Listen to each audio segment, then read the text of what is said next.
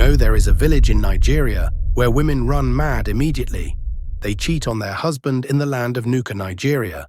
There is a powerful custom that strikes women with madness. Immediately they cheat on their husband. The only condition to regain their sanity back is when the husband forgives them and perform a special ritual for satisfaction. No one dares to break the rule. But what if someone breaks it to save the life of their loved ones? This is the true life story of Mary, who sacrificed her sanity for the sake of her husband's health, but you will never believe what happened next. The small village of Nuka bustled with morning activity, sunlight casting long shadows across the dusty streets. Mary stood by the window, her eyes filled with worry as she watched her husband John's labored breathing. The tiny bedroom felt suffocating, the weight of impending loss pressing down on her like a heavy blanket. John had been sick for months. What started as simple fatigue had transformed into a nightmare that threatened to tear their family apart. Their daughter Mercy, just 2 years old, played quietly in the corner, oblivious to the tension that filled the room. "The doctors say you need a kidney transplant," Mary whispered, her hand gently touching John's pale hand. 10 million naira. Where will I find that kind of money? John managed a weak smile. "We'll find a way," he said, his voice barely a whisper. "We always do." But Mary knew the truth. They had already sold everything. Her jewelry, their car, even a small piece of land their family had owned for generations. Friends and relatives had contributed what they could, but it wasn't enough. Not even close. Her best friend Amanda arrived that afternoon, her high heels clicking against the wooden floor. She looked impeccable, perfectly pressed clothes, makeup flawlessly applied. But her eyes held a different story, a mixture of concern and something else Mary couldn't quite define. "I might have a solution," Amanda said, pulling Mary aside while Mercy played with her dolls. "I know a wealthy chief who could help." But she hesitated.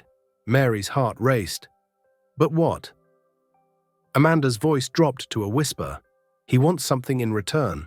Something that would go against everything you believe in." The unspoken words hung between them. Mary knew exactly what Amanda meant. In Nuka, there was a powerful tradition. A woman who betrayed her marriage would be cursed, driven mad by supernatural forces. The only way to return to sanity would be through her husband's forgiveness and a special ritual.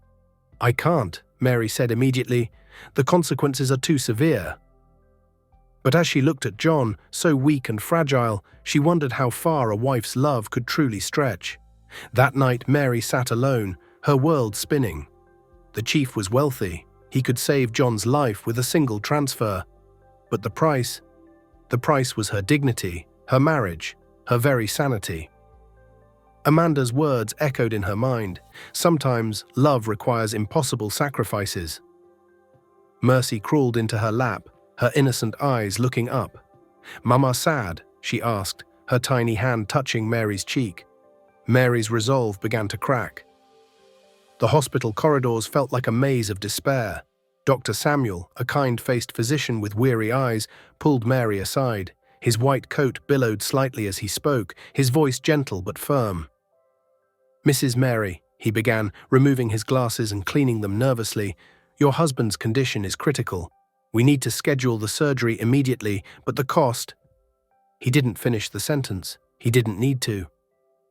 May's world narrowed to a single point of desperation. 10 million naira, an impossible sum. Her mind raced through every possible solution, every friend, every relative, every potential source of help. The chief's house stood like a monument to wealth, ornate, imposing, a stark contrast to the simple homes of the village. Mary felt small stepping inside, her entire body trembling with a mixture of fear and determination. "I've heard about your situation," the chief said, his voice smooth as silk, but with an underlying current of something darker. "I can help you. But everything comes with a price." Mary knew the price. Amanda had been clear. One night. One moment of betrayal. The consequences would be unimaginable. If the tables were reversed, Mary thought to herself, would John not do the same for me? The chief's eyes gleamed with a predatory satisfaction. He knew she was desperate. Desperation was his greatest weapon. Mary's prayer that night was unlike any she had ever spoken. Tears streamed down her face as she made her choice. "I'm doing this for you. I'm doing this for our family." The night with the chief was a blur of shame and survival. Mary disconnected herself, focusing only on the image of John's recovery, of Mercy's future. When it was over, she felt hollow. But a transfer notification confirmed the money was real, 10 million naira, enough to save John's life. Mary called Amanda, her voice barely a whisper. "It's done," she said simply. Amanda's response was immediate. "I'll help you through what comes next. You know the tradition. You know what will happen." The tradition of Nuka was clear. A woman who betrays her marriage is cursed to madness. Only her husband's forgiveness and a specific ritual could restore her sanity. "Lock me in the guest room," Mary instructed, "no matter what happens, no matter what you hear." Mercy played in the background, oblivious to the storm about to consume her mother. The guest room became Mary's prison. She could feel something changing within her, a darkness creeping at the edges of her mind. The walls seemed to breathe. Whispers emerged from corners that should have been silent. Amanda watched carefully, her promise to protect Mercy burning bright in her heart. "What have I done?" Mary whispered to herself. "What have I done?" The madness was coming, and nothing could stop it. The first signs were subtle. Mary began to laugh at invisible jokes, her eyes darting to corners of the room where nothing existed. Amanda watched with growing horror, her promise to protect Mercy becoming increasingly challenging. "Lucy, why are the walls laughing?" Mary would ask, her voice fragmented, her hands trembling. By evening, Mary had completely lost touch with reality. She tore at her clothes, mumbling incoherent words that mixed between desperate pleas and maniacal laughter. The guest room became a chamber of chaos, objects thrown, walls scratched, the air thick with her unraveling sanity. Amanda sat outside the locked door, tears streaming down her face. "Hang in there," she whispered. "John's surgery is almost here. We'll fix this." The hospital was a maze of white and antiseptic smell. Amanda paced the waiting area, her hands clasped tightly in prayer. Hours felt like centuries as she waited for news about John's kidney transplant. Dr. Samuel finally emerged, his face calm. "The surgery was successful," he announced. "John is stable, but he'll need time to recover." Relief washed over Amanda, but it was quickly replaced by the growing anxiety of Mary's condition. John slowly regained consciousness. His first words were about Mary. "Where is she?" he asked weakly, Mercy clutching his hand. Amanda carefully constructed her lie. "She's out of town," she said, forcing a smile. "She'll be back soon." But the truth was far more complex. Mary was locked away, fighting a madness that threatened to consume her entirely. Days passed, John grew stronger. Mercy continued to play, unaware of the storm brewing around her. Amanda's carefully constructed facade began to crack. She knew the tradition. She knew what would happen if John discovered the truth. The curse of Nuka was unforgiving. A woman who betrays her marriage would be driven to madness until her husband performed a specific forgiveness ritual. But how could she tell John what Mary had done to save his life? Late one night, Amanda made a decision. She would take Mary away. Far from the village. Far from the potential discovery that could destroy everything. The car was packed. Mary sat in the passenger seat, alternating between childlike wonder and terrifying moments of incoherence. "We're going for a ride," Amanda said, her voice steady despite the trembling in her hands. The road stretched before them, lonely, dark, full of secrets. When Amanda finally stopped, the road was deserted. Darkness surrounded them like a thick blanket. She looked at Mary, once her best friend, now a shell of her former self. "I'm sorry," Amanda whispered. She pushed Mary out of the car, watching as her friend stumbled, laughing and crying simultaneously. Without a backward glance, Amanda drove away. Mary was left alone on the lonely road, pregnant and mad, her sacrifice seemingly complete. Mary wandered the streets, her pregnant belly swollen, her mind a fractured landscape of memories and madness. The once beautiful woman now looked like a shadow, her clothes torn, her hair matted, her eyes wild with a combination of pain and confusion. People avoided her. Some whispered, others looked away. In the bustling market, she was invisible, except when her pain became too loud to ignore. Mrs. Elizabeth, a wealthy woman passing through the market, noticed Mary. Unlike others who turned away, she saw something in the mad woman's eyes, a depth of pain that transcended her current state. When Mary began to go into labor, it was Mrs. Elizabeth who called for help. The market crowd gathered, creating a makeshift barrier of privacy as Mary fought to bring her child into the world. But something was wrong. The baby boy was born silent. No cry, no movement. Mary's madness transformed into a raw, primordial grief. She held the lifeless body of her child, rocking back and forth, her wails cutting through the market's noise. "My baby," she screamed, "my little one." Kind-hearted women tried to take the child, but Mary clung desperately. Her maternal instinct fought against her fractured mind. Mrs. Elizabeth couldn't shake the image of Mary's grief.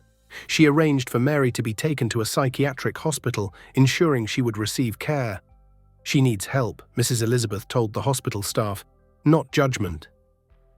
Mary was cleaned, given new clothes. Her hair was shaved, but no medical treatment seemed to penetrate the wall of her madness. Months passed. 8 long months of treatment yielded no improvement. The doctors were perplexed. "This isn't just a medical condition," one doctor cautiously told Mrs. Elizabeth. "It might be something spiritual." Mrs. Elizabeth was skeptical, but she was also determined to help the woman who had captured her compassion that day in the market. A local pastor was contacted. On a dark night, with a group of prayer warriors, they gathered around Mary. Worship songs filled the room. Prayers were spoken with intensity and hope. And then something changed. Mary let out a cry, a sound that seemed to expel something dark from her very soul. She collapsed to the floor, breathing heavily. When she opened her eyes, something was different. The madness had lifted. "Where am I?" Mary asked, confused but coherent. Mrs. Elizabeth explained everything, how she had found Mary, how she had been cared for, how she had been brought to this moment of healing. Mary's first thoughts were of John, of Mercy. "Are they alive?" she asked, her voice trembling. Mary's recovery was not linear.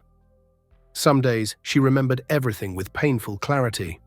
Other days her mind was a shattered mirror, reflecting only fragmented images. Mrs. Elizabeth visited regularly, bringing small comforts, a fresh nightgown, a book of prayers, a delicate handkerchief. Each item was a thread reconnecting Mary to the world of the living. "Tell me about before," Mrs. Elizabeth would ask gently. "Tell me about your family." And Mary would try. At first her memories came in whispers, then in broken fragments. John's face, Mercy's laugh, the small farmhouse, the night everything changed. The hospital staff watched with a mixture of professional detachment and genuine curiosity. Mary's recovery seemed miraculous, yet fragile. Dr. Harrison, the lead physician, documented her progress meticulously. "She speaks to people who aren't there," he noted in his journal, "conversations with ghosts or memories. It's difficult to determine." Mary would sit by the window, her hands tracing invisible patterns, whispering names. John, Mercy, names that held entire worlds of meaning. It was Mrs. Elizabeth who discovered the first real connection to Mary's past. A letter found tucked into the lining of Mary's original tattered dress. The paper was worn, the ink faded, but still legible. The letter was from John. "My dearest Mary," it read, "if you are reading this, know that I have not stopped searching. Know that Mercy and I hold on to hope like a lifeline." Mrs. Elizabeth's hands trembled as she read the words.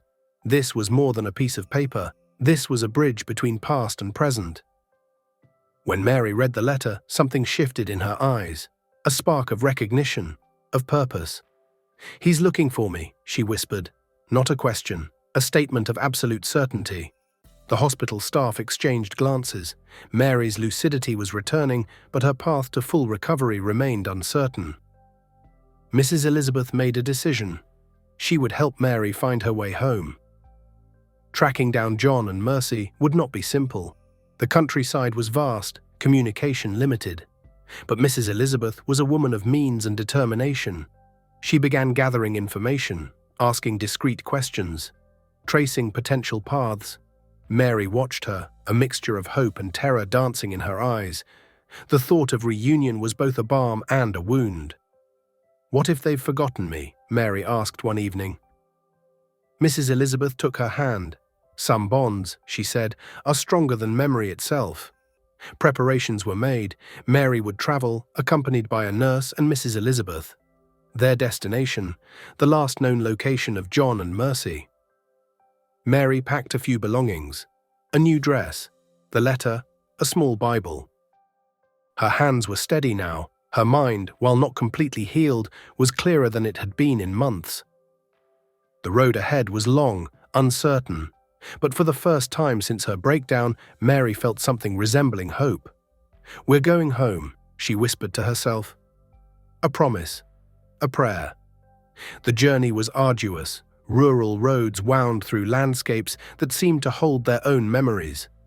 Mary sat quietly in the car, her hands clutching John's letter, her eyes scanning the horizon as if searching for something just beyond sight. Mrs. Elizabeth watched her carefully. The transformation was remarkable, from the broken woman in the market to this determined traveler. Yet fragility still lingered around Mary's edges. They stopped in a small village for supplies. A weathered farmer approached, his eyes narrowing as he studied Mary. "You look familiar," he said slowly, "like someone I knew years ago." Mary froze.